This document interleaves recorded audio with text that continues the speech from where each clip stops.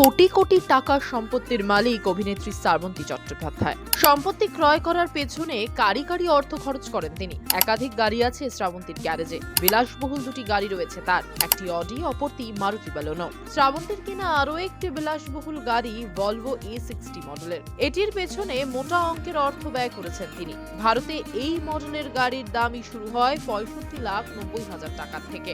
এবার দেখে নেওয়া যাক শ্রাবন্তীর লকারে কত টাকার গয়না রয়েছে। কম করে হলেও 7 কেজির গয়না রয়েছে তার লকারে। তাছাড়া প্ল্যাটিনাম রয়েছে 12,18,820 টাকার, আর হাতঘড়ি 1,44,500 টাকার। সঙ্গে রয়েছে 6 বিঘা জমি। এক একটি ছবিতে অভিনয় করার জন্য 10 লক্ষ পারিশ্রমিক নেন শ্রাবন্তী।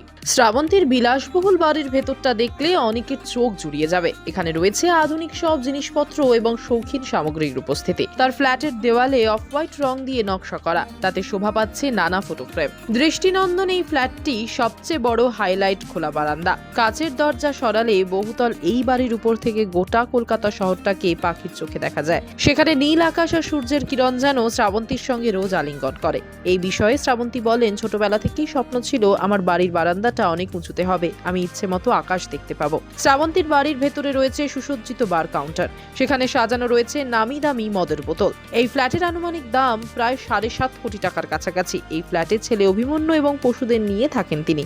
এছাড়া আরও একটি ফ্ল্যাট এবং বিলাসবহুল রিসর্ট রয়েছে শ্রাবন্তীর।